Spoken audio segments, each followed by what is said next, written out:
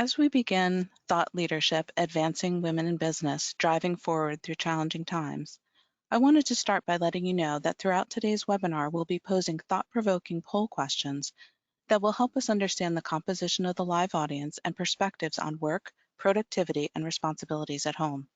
We strongly encourage your participation as it may shape today's presentation as well as our future programming. Now, without any further ado, it's my sincere pleasure to introduce our MC, Professor Lisa Kaplowitz.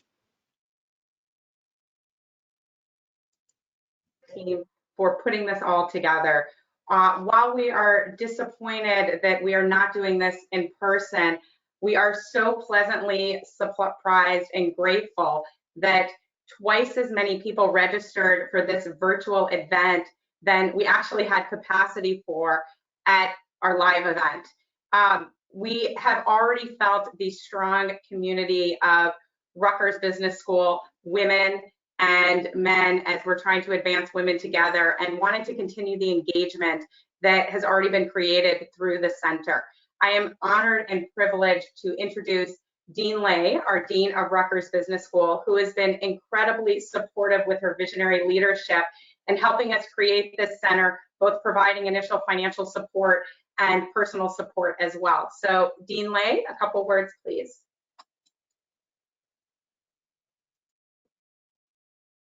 We can't hear you. Oh, let me, Dean Lay, hold on just a moment while I open up your mic. Go ahead, Dean Lay. Okay, all right. I'm very happy to see you all virtually, and I thank you for joining us at this important event on advancing women in business.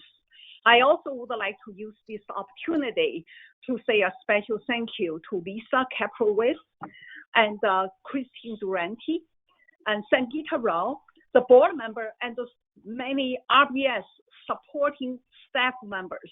Thank you all for an outstanding job for this event. As we all know, the world has changed drastically during the past few weeks, changing the way we live, we social network, and we do business. Nevertheless, women are always strong. We know that during this pandemic, our society and our community heavily rely on the help and the support of frontline healthcare workers. And among them, most of them are women. And the women who are responsible, who are strong, and who have showed their resilience during this tough time. You may have also heard about what happened in Taiwan. And Taiwan took early decisions and so effectively managed the spread of the virus. Now Taiwan has the energy and the time and shifted their focus on helping others in other countries. And now they are shipping millions of face masks to Europe.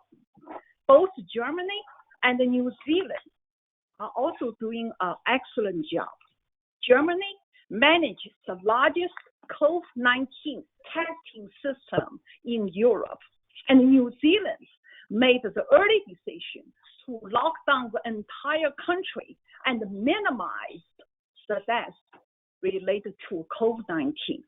These three places are not close next to each other, and one in Europe, one in Asia, and one in the South Pacific.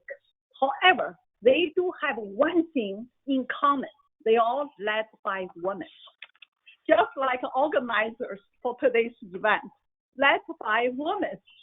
And I'm very pleased to also to share with you that last week, Points and Crowns published the top 100 best and brightest U.S. business majors of the class 2020. Among the 100 outstanding winners, 4 of them are from Rutgers Business School, and 3 out of 4 are women. So my very best wishes to you all to have a productive event today, and I look forward to hearing from you. more successful stories of women and as women leaders for tomorrow. Back to you, Lisa.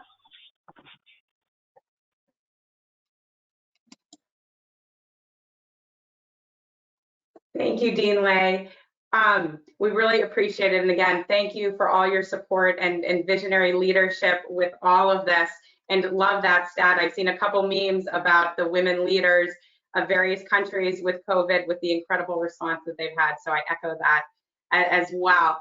Margaret, can we have our first poll to get a sense of who's on the call? Absolutely. Okay, everyone, here comes a poll.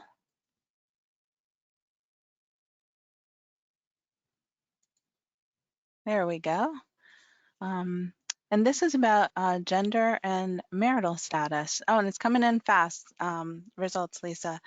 But we still have a few more people who can weigh in, a combination of mostly women weighing in.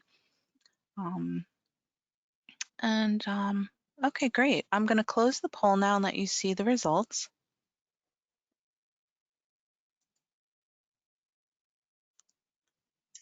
Great. So the majority are women, which is not surprising, but what's really critical is men need to be part of the solution because men are half the population. So we're excited that we do have some men on the phone as well. And thank you for joining us. Wanted to spend a couple minutes talking about our center and the creation of our center. And just to give you a real quick background on me, I have been advocating for the advancement of women and girls since I was in college in the 90s. And at the time, I was really focused on getting more opportunities for girls to play sports. And I'm proud that we were able to accomplish that. I have had many careers, many professions and stops along my career path, as I'm sure many of you had as well. I started out as an investment banker, then CFO, then stay-at-home mom, and now I'm a finance professor, which I absolutely love here at Rutgers Business School. But along the way, I have faced many of the challenges that I'm sure a lot of you have as well as you were trying to climb your careers. And when I came to Rutgers Business School, I partnered up with Dean Sangeeta Rao, who is our Dean of Student Development and also runs all of our mentoring programs. And we realized that there were pockets of programming for women here within the Rutgers community, but there wasn't anything comprehensive and cohesive. And with Dean Lay's support, we literally just decided to create it. And we couldn't have done this alone. We literally broke down so many silos and were able to partner with so many folks internally within the university, from development to engagement to career management to the dean's office, and also externally. As we were developing this and as we've created it, I like to call it a passion point. So this is something that has gotten our alumni in the Rutgers community and overall community to really be engaged. We're so excited that we established officially at the university our Center for Women in Business. Can we switch the slide? Can we move the slide down? I don't think I can control them. Margaret, can we flip to the next slide? Did the slide move? I'm sorry. I'm not seeing a move. Okay. I just have the first one on my page. Oh, nope, slide before. Okay, sorry about that. No worries. I say all the time, we just need to be flexible and patient with ourselves, with each other, as we're all trying to navigate this new normal virtually. But we are really excited that in December of this past year, we created officially our Center for Women in Business. And we created it because we really wanted to develop a thought leadership loop between industry and academia and use the experiences through our alumni and their corporations and industry to help fuel the academic research, which Christina is going to talk about. Take that academic research, bring that back to industry in the form of best practices, package it all together, bring it into the classroom, and really develop our next generation of talent. Our mission with the center is to develop women business leaders by removing barriers and empowering them with confidence and expertise to enter and succeed in a continuously evolving workforce. We have created an incredibly diverse board of directors, and I just want to thank them. I have been involved in many nonprofits so far and have never seen a more passionate and engaged group of individuals. And as we were developing this board, we wanted to be very conscious and intentional to ensure, one, it didn't turn into a white women's initiative, and it really represented the overall population of our student body, of our alumni base. And we also felt it was really important to include men, because again, men are 50% of the population, and they're also a large percentage of the solution that we're going to have. So we looked at industry and have amazing folks representing us from Diversity Inc. and Elevate as thought leaders. We have folks from recruiting and talent management with Heidrick and Struggles and ISIMS. We have people from the financial services industry from Goldman and Evercore and JP Morgan, sponsors from pharmaceutical companies like Sanofi, and folks from the telecommunications and technology area from AT&T and Facebook. And again, thank you all. We are so excited to have you as part of this and helping us create and launch the center. Can you move to the next slide, please?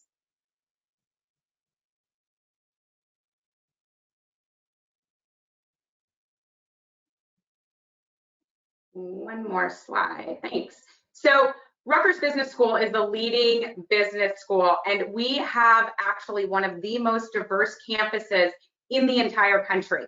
And we have 500,000 graduates of Rutgers University, and a lot of them stay local. So we are an incredible source of not only developing female talent, but helping provide that talent to you and your corporations in industry. And again, we really wanted to create the community between students, between faculty, between alumni and their corporations, focusing really on three components. Business education, because we are an academic institution, and that's not just in the classroom, that's through workshops and other programming. Through career development, because what we have found is literally if you see somebody that looks like you, then all of a sudden you can actually believe that you can do that as well. And then the third component is research. And I'm so excited that Christina Durante is serving as our research director, and she's going to talk to you a little bit about our research as well. So Christina, can you turn on your video? And I'll turn mine on. Welcome. Hi. Hi, everybody.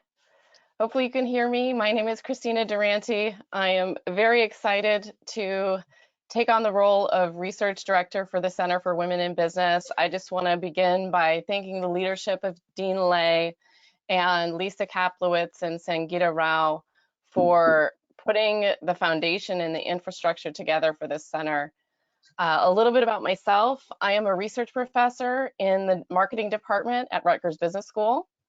I am an evolutionary social psychologist who studies the behavior and the decision-making of women and families. Most of my research takes a historical and gendered lens to issues related to consumer behavior, career advancement and choice, and financial decisions. I'm very interested in how our evolved biology interacts with our modern social environment to influence our behavior in the here and now. So given these interests, I'm very excited to be a part of the center and to oversee the development and the implementation of the center's research agenda, which I'm going to talk to you a little bit about right now. So first, I'm really excited to talk to you about a current research initiative that has been expedited to the front line. The Center for Women in Business is leading an investigation into the effects of the COVID-19 pandemic and the shelter-in-place order that we're under right now on the division of labor within the home, particularly as it relates to dual career families. So the current pandemic has increased the need for caring labor in the home because of school closings, because of the increased need for care for those who are sick, because of social distancing. Many of the home healthcare workers cannot come into the home any longer. So this raises the very important question of whether or not the current pandemic will have negative consequences for women who may be shouldering more of the unpaid work while also trying to balance their paid workload within the home. So this is an extraordinarily unprecedented time that will no doubt have long-term potentially critical effects. So we're going to be looking at how families are managing this new work-life balance, with a focus on how this might negatively affect women's job satisfaction and performance, including long-term outcomes such as advancement and merit on the job. But we're also open to the possibility that the current stay-at-home orders may have hidden benefits for women, such as employers realizing that employees can maintain a high level of productivity from home, and this will open the door potentially to greater flexibility in how workers are able to design their own schedules. So this work is currently ongoing, and we are really excited to learn how families are managing and navigating through this difficult time. And many of the polling questions that you will see throughout this event are going to be directly related to this current and ongoing research. So that's the first research area that we're really delving into full force right now. But in addition, as you can see on the slide, the center is also focused on 4 other research areas that I'm also very, very excited about. The first one is women's leadership. And more specifically, we want to examine the impact of youth sports experience on women's team building and leadership skills. And this is because approximately 90% of women in leadership team and C-suite positions at many corporations around the globe have at one time played youth or collegiate level sports. So we are interested in whether this early experience of working within a group together for a shared goal influences women's leadership ability and their desire to climb the corporate ladder. This is because there is a gender difference in ability to seamlessly collaborate within a group, whereby we see men, they actually have an innate ability to disagree with someone fiercely 1 minute and then turn around and work in cooperation and collaboration with that very same person the next minute. Women have a little bit more difficulty just based on how we are different in the formation of our one-on-one intimate relationships. We place a premium on them. We have fewer of them than men do. And so we have a little bit more trouble doing this. But one thing that may buffer against this is early experience working in groups at a very young age. A lot of the questions that we're looking at do involve a component that is related to experience that women have during their youth, because just like there's a critical period when we learn languages, there is a critical period when we are young where we learn how we need to navigate our social environments. So this critical period is pretty important. And so we're going to look and see how youth sports and we want to look at any collaborative group environment. So it may not be sports per se, it could be any collaborative environment experience that women have when they're young. So that's one area. And then another research area is workplace dynamics, and specifically the sex ratio of men to women within groups. So we're interested in what is the optimal dosage of ratio of men to women in a workplace group that leads women to feel more empowered to bring their ideas to the table and to push innovation forward. And then we're also going to be looking at implicit biases, and we're going to start with one in particular that I've done some research on. So I've uncovered a sex matching bias whereby men prefer to support and invest in other men, and women prefer to support and invest in other women.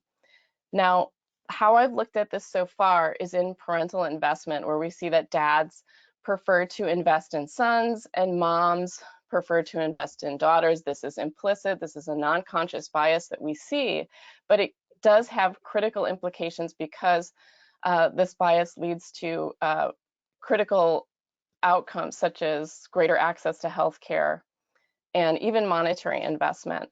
So we have reason to believe that this is an overarching bias that actually plays out in the workplace. And so we are going to be looking to see how far this reaches beyond parental investment. So we should see men biasing towards men and women biasing towards other women. And we also want to look at effective interventions and workarounds for this bias. And then, as mentioned a little bit earlier, we are very interested in male allies. there is a positive influence of early exposure to supportive males. So some of my work and the work of my collaborators has shown that early exposure to investing males, and usually this is a father who is in the home during a very critical period during young girls' development, this has many long-lasting positive effects for girls as they become women, and later in life, this has many beneficial effects.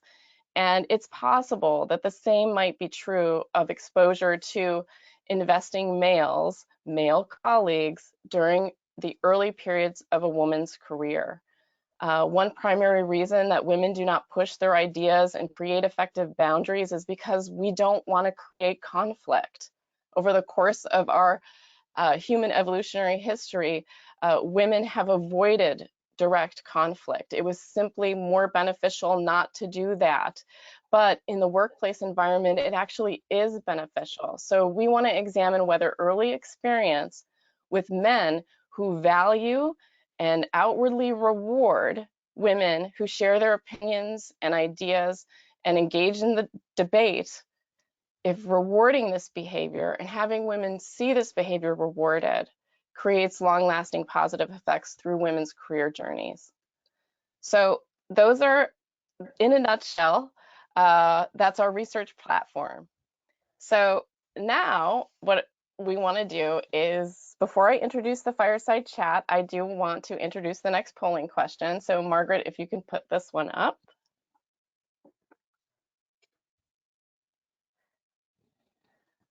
Okay, so everyone should be seeing the current division of household responsibilities poll. And oh, we see a lot of people doing, oh, it's moving around quite a bit, but it looks like quite a bit are doing at least equal, some greater, no one doing less yet, and some doing it all the time. I'll give another moment for people to continue responding. Okay.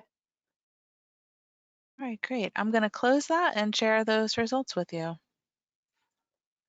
All right, okay, let's see. So a majority of people are doing more of an equal share than before, and that is followed by doing a greater share than before, okay?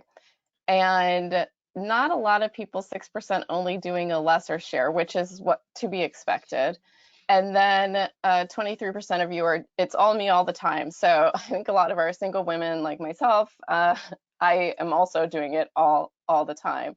But it's very interesting to see that we do see most people doing an equal share, which is absolutely good news. So thank you all for sharing. This is really great information for us to have. All right, so now it is my honor to introduce our Fireside chat featuring our founding director, Lisa Kaplowitz, and our guest of honor, Michele Meyer-Shipp. Michele is Principal and Chief Diversity and Inclusion Officer for KPMG. She leads the National Inclusion and Diversity Team and supports the recruitment, the retention, and development of diverse workforces. Michele's work with KPMG has earned the firm recognition as a top workplace by Fortune magazine, Diversity Inc., Working Mother, and the Human Rights Campaign. Prior to KPMG, Michele served as Chief D&I Officer of other top firms, including Prudential, where she again led the firm to be recognized as the top 50 companies for diversity, including multiple appearances in the top 10. So we're very honored to have her here with us. So without further ado, I'm going to turn it over to Lisa and Michele. Thanks. Thank you, Michele, for being here. We are so excited. And not only do you have a very impressive professional career, but you are not only a Rutgers grad, I can't wait to hear this part of our story, but you are a Scarlet Knight through and through. So, so let's start out with, I love hearing people's stories and their journeys from their own voice. So can you start with that and tell us a little bit about your journey? Yeah, sure, sure. And I just want to say thank you for having me. I really appreciate the offer to be here and to be part of this discussion. And I'm really excited to see so many people online. The story has been pretty cool, actually. I sometimes think about it and I feel like I'm reading a book. I started out my journey really thinking I wanted to be a private eye. I thought I wanted to be an FBI agent. And right out of Rutgers, I tried my hand at a private eye job. And let's just say it didn't go very well because very quickly I realized that because I'm just such a people person, I'm so incredibly transparent and open and honest about things that I had a really hard time like hiding and using false identities and giving false information to go undercover in any type of capacity. So that actually sent me to law school. Because I knew I had an interest in law. I just didn't know quite what I wanted to do with that. And I ended up practicing law for about 17 years. And because of my love of people and resolving people issues, I navigated to employment law. And I had the benefit of working in law firms. I worked for state government here in New Jersey and then in corporate America. And what was interesting about the corporate America experience was that as an employment lawyer, I really enjoyed that work a lot, and it let me see a lot about the law in an organization. And I gravitated towards I guess I would say the proactive aspects of my work. So I wanted to help people, build programs and build initiatives. I wanted to help drive diversity efforts and things of that nature. So that led me to volunteer to do a host of things for my organization at the time. I led the diversity council for my department. I volunteered for ERGs and things of that nature. And somewhere along the line, a sponsor who I didn't know was watching me saw the skills that I had and actually gave me a stretch opportunity to try on the role of Chief Diversity Officer. And that was a decade ago, and I've never looked back. So it's been a really great run, and I'm really happy to be at KPMG now, almost 2 years, as their Chief Diversity and Inclusion Officer, and I just love the work. Awesome. Well, thank you. Again, I love hearing the stories because there's always a lot that goes even deeper than that. Now, like myself and like many others, you've worn many hats throughout your career. And what are some of the biggest challenges that you see women and separately through the intersectionality of race and ethnicity as well, white women versus women of color, as they are trying to grow in their careers? Yeah, so this is a great question, Lisa, and I have such a big answer to it. I actually wrote it down. Awesome. I actually want to describe kind of two buckets of challenges. I think there are self-imposed challenges, getting to some of the stuff that Christina touched on a few minutes ago, and then I think there are institutional challenges. I think the institutional challenges are the most obvious ones because it's easy for us to like try to say it's somebody else that's doing this to us, right? There is inherent bias in our systems. The bottom line is if you have a brain, you have a bias. As human beings, we are biased. It's just real. So interrupting gender bias in the workplace is an institutional phenomenon that our organizations need to work to debunk, and that's kind of the work that I do every day. I think that the other institutional angle of this is as women, the more senior we get, the more isolated we get, and it's lonely at the top. It's lonely, it's scary, and building relationships, it becomes a little bit harder, and you're always worried about being judged. You're worried about the bias showing up. You're worrying about stereotypes. And to your question around intersectionality, I think it gets compounded for women of color because it's even more lonely. It's even more isolating. You have concerns about bias, not just around gender, but also around your race and ethnicity. So from an institutional standpoint, I think those are some of the things that, kind of can get in the way if are not interrupted. But individually and personally, I think that we also get in our own way a lot of the time, and I think Christina, again, she touched on some of this. I mean, I don't know about you all and many of our participants today, but I was always groomed. You work hard and you get the results. Put your head down, do your work, and the results will come. Well, that's actually not true. You do have to do the work. You do have to know your stuff, but you have to build relationships. You have to know how to navigate an organization. You have to have the soft skills. You actually have to let people know what you want, and you have to kind of own and drive your career. And we don't always do that. We often tend to be the folks who volunteer to get the stuff done, to put our heads down and complete the task, but we're not self-promoting all the time. We're not raising our hands. We're not taking risks. So I think if we can, as women, start to proactively do some of those things and get out of our own way, we'll actually take a huge chunk of these challenges out of the way so we can drive forward. I think that's so important. You said so many things, and you might have seen me, I was writing down as you were talking, because I might have to quote you many, many times. If you have a brain, you have a bias. I love that. I think true. it's so important, and it's so clearly articulated the way you just said it, which is incredible. And I like how you divide it up institutionally and personally. And I do a lot of talking about imposter syndrome, which I know you touched on as well. And the higher up we get, the more likely, ironically, that we are to face it. So what can we do at Rutgers Business School and our Center for Women in Business to help solve some of these problems? We're a startup, so we're just getting started. No, that's great. That's great. Awesome. What can we do to help?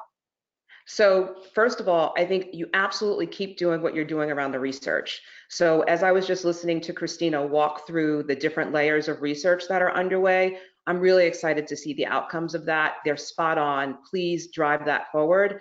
I think programs like today are really impactful to have this dialogue, to have leaders share their experience, because it also, I think it helps us realize that we're not alone.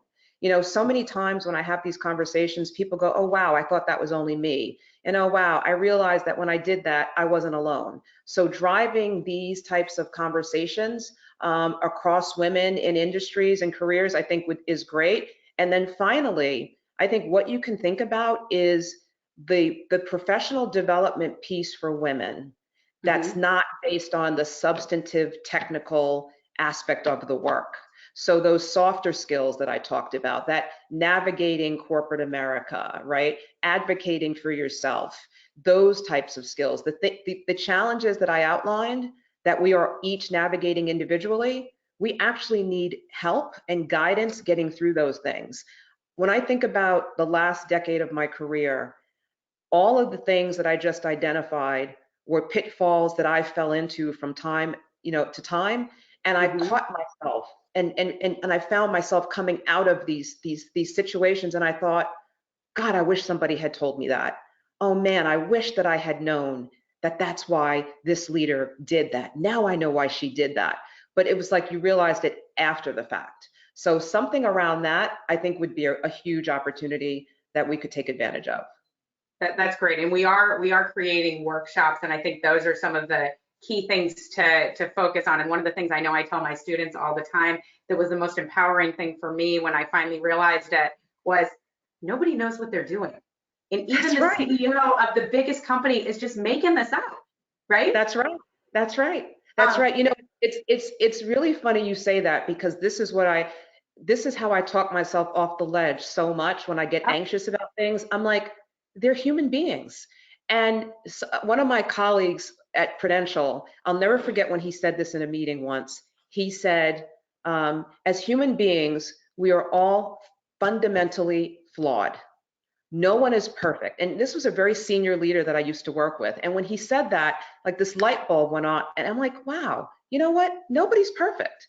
So if you just kind of lead and know that, then you give yourself permission to engage without that worry.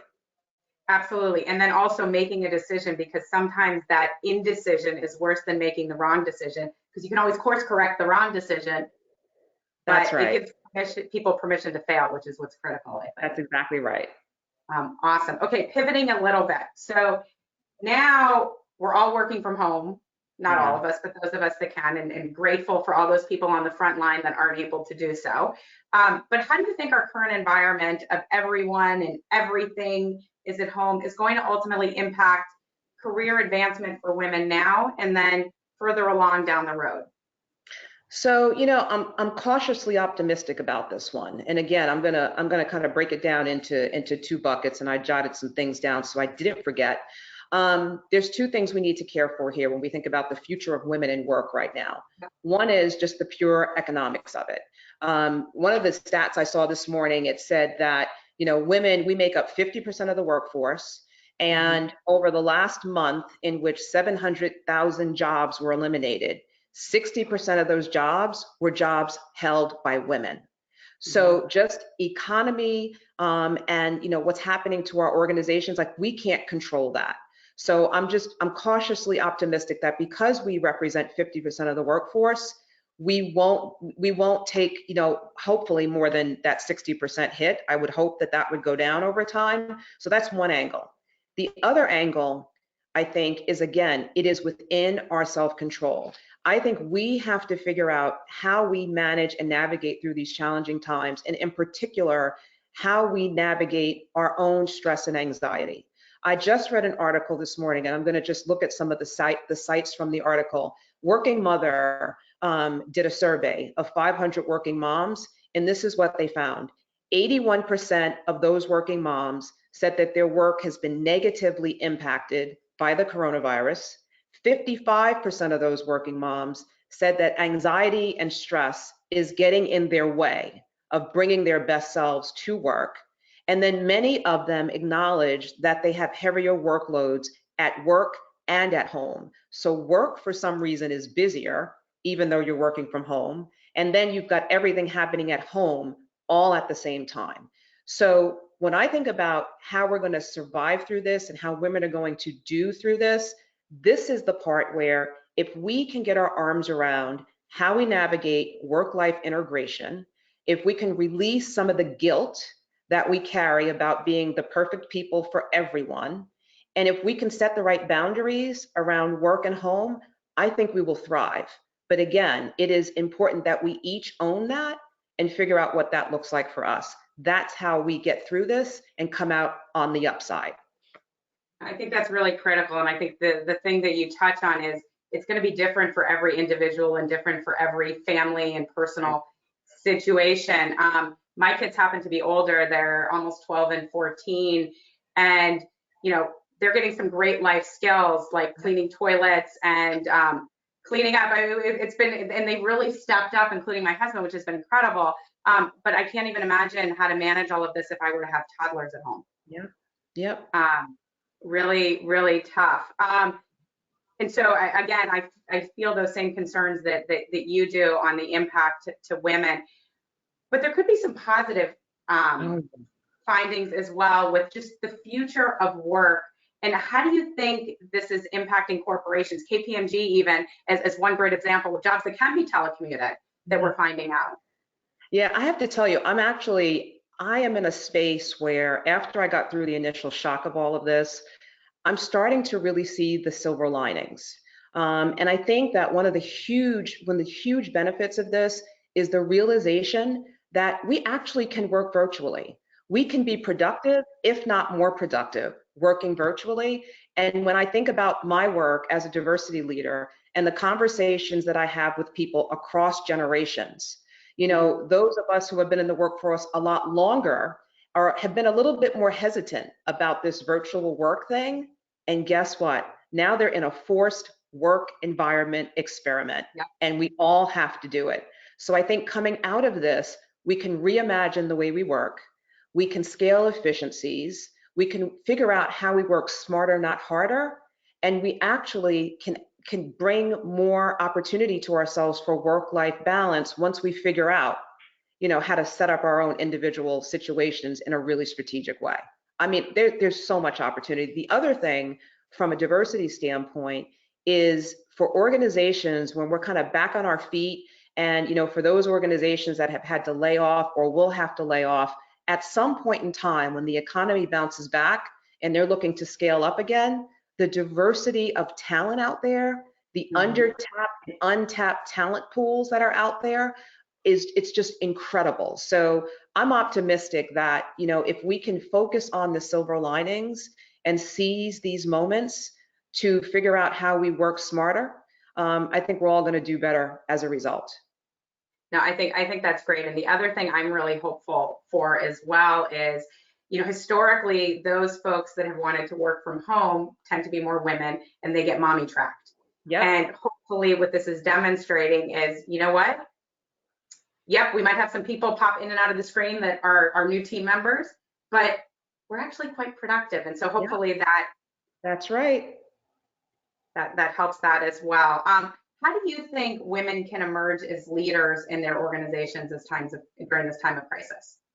So a couple things. I think one of the things to do is to engage and be part of the solution, right? So going back to what I said before about our challenges often being that we don't necessarily speak up, we don't take risks.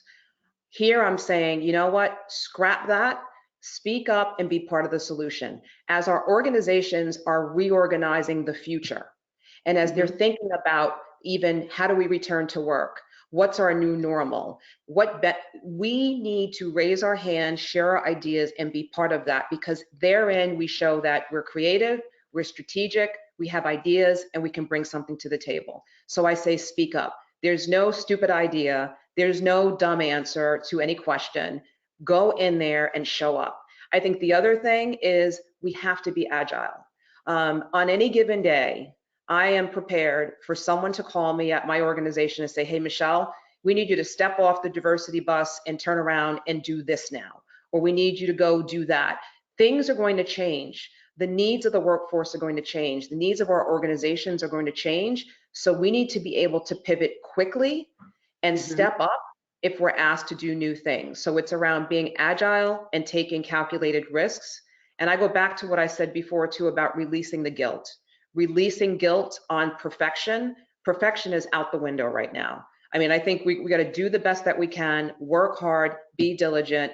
And then the final thing I'll say on this one is to emerge stronger as women through this, we need to stay connected, stay engaged. We need to stay engaged with our loved ones, and we need to stay engaged with our colleagues in our organizations and continue to build those relationships. I couldn't agree with you more. Two things that you touched on. There's a book written by the woman who founded Girls Who Code. It's called Brave, Not Perfect. Yes. And I don't know if you've read it, but she interviewed a bunch of different groups of folks. And what I found that was so fascinating was the one group that wasn't afraid to fail were the elite athletes, because you do it every day on the field. Right. So I thought that was really fascinating. And from a communication standpoint, I just had this conversation with one of my clients that you need to make sure that you're checking in with your team members every single day, because it's very lonely and isolating. It is, and it's funny because I think, we talked about this a little bit before, that stress and anxiety. I mean, it comes and it goes. I think, even honestly, for me, I have good days and bad days. But I say to myself, hey, Michele, at least twice a week, have a webinar and check in with your team, at least once or twice a week, have a Zoom family call with your extended family members. Like, make sure you stay engaged, because it's just really important. And I think it's really good for our mental health and well-being. No, I think that's great. How else do you how are you doing it? And how could you make life, how should we be making life better at home, regardless of if you're single, married, caregiver, or not? So I'll tell you one thing that's been really helpful for me. It's making sure I get up every day and get dressed like I'm going to work. So from Monday through Friday, getting up and literally preparing like I'm going to work, not just rolling out of bed, brush your teeth, grab a coffee, but I literally get dressed, and whatever your office space is, whether you have a home office that's a room or a corner or a countertop, whatever it is, have your dedicated workspace, get up every day and go to work with that mindset. And for me, I'm in a home with my husband who's working and my three boys, who are doing their online education at this point, and they're older, 18, 19, and 21. So everybody around here is busy. So we all have our spaces, we all have our schedules. Schedules are critical, and setting expectations around that for everyone you're engaging with. So let your family members who you live with know, these are the hours that I'm working today. Let your coworkers know, these are the hours that I'm working today. This is when you have access to me, or this is when you don't.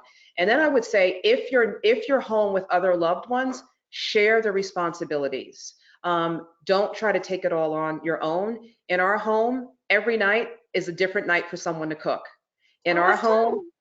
It's a great thing. And the boys have come up with these great recipes. It's been a lot of fun. We share the house cleaning chores. We share everything. It's a collective, environment that we're in. And then finally, again, going back to well-being, exercise, self-care. For me, it's yoga, meditation, and my Peloton.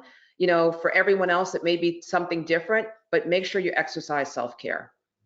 I think that's totally great. And I love it because like you, I have a family of all boys and I'm pleasantly surprised. Like my kids are younger. They're not going to go to college not knowing how to cook a meal.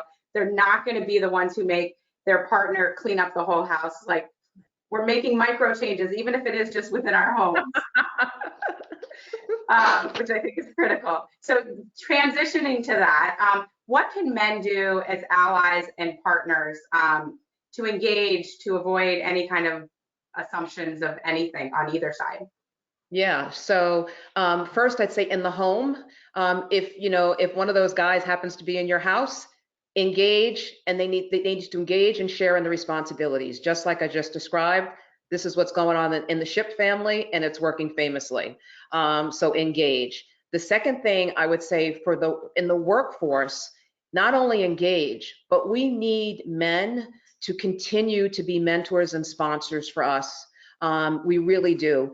When I thought about this question, Lisa, I thought about the fact that through my career, every single move that I made was because of a male sponsor who was looking out for me, a male sponsor who was speaking up on my behalf, or a male sponsor who said, hey, I think Michele might be up for that challenge. Let's ask her. And I think the final thing I would say is that going back to that issue of institutional bias, we need men to really work diligently to interrupt their own biases and to disrupt any types of stereotypes they have about women as they move forward and engage with us on a daily basis. I think that's great. And I think that's why one of the components of Christina's research is going to be looking at those male sponsors, essentially, even outside the family, because your work is somewhat of a family. That's right. Exactly. So anecdotally, it's great that ties in with that as well. I have thoroughly enjoyed this, but before we let you go, I always love doing some lightning rounds because it teaches us a little bit more about you. So if you could humor us with just a couple. Okay. If you could be quarantined with anyone in your house aside from your lovely family, who would it be? Okay, I have two answers. One, Barack Obama. I would love to spend some time with him right now and talk through all of this. On a personal note, two, my extended family. I miss my parents, I miss my siblings, and I just wish that they were here and we could all be together. So it would be those two sets of folks. Love it, love it. Yeah, the holidays were really hard trying to do it via Skype and Zoom with the grandparents not able to figure out the technology. Great. One thing, I always talk about gratitude. I do this in my classes as well, especially the smaller ones. What's one thing you're grateful for during this unique time? So I'm grateful for everything, obviously, but the one thing I've been the most grateful for is the experience I've had watching my sons navigate this new normal with ease, with flexibility, with openness, and watching how they operate as these young men that I've created. And I'm seeing things in them that I didn't even know were there. And it's made me so grateful and thankful for this time with them, because I don't know that I would have ever appreciated all that they are, but for these moments. So I'm giving you a virtual high five, Michele, from the mom side, because kudos to you, because they couldn't have done that without the incredible mom that they have. Thank you. Last one. Favorite RU memory? My favorite RU memory, believe it or not, is not on campus. It relates to finishing up a big project in one of my classes, and a team of us went out to dinner at a restaurant somewhere in Bound Brook on Route 22. I was thinking about this last night, and it was a group of students, many of us who didn't know each other really well, but we were in class together. And as a result of that dinner, we've become lifelong friends. So it's again, for me, it's all about relationships. And that dinner that night, where I specifically remember thinking, I don't even really know these folks, and I don't even really know how we got through this class together, and we've been friends forever. So for me, that's my most memorable moment. Oh, I love it. Well, thank you, Michele. The insights you have shared have been so incredible and informative for all of us. And I know it's a crazy time, and we can't thank you enough. So really, really appreciate it. Thanks, Lisa. Thanks, everybody. I think before we wrap up, just want to do one more polling question, and then wrap up with some next steps and how all of you can get involved with our center as well. Okay, Lisa, just confirming I'm going to launch the working from home poll. Yes. Okay. Great. So want to know how many of you guys are working from home. And Margaret, if we can have these two in succession, this one and then the last one, the productivity would be awesome. Okay, perfect. So we'll just give people a few more seconds, but I can tell you that it's heavily waiting on the working from home full-time. All right, good. I'm going to close this one and let people join in on our next poll. Do you want me to show the results first, or? We can talk through them afterwards. Okay. Okay, and our next poll, everyone, is our productivity at home.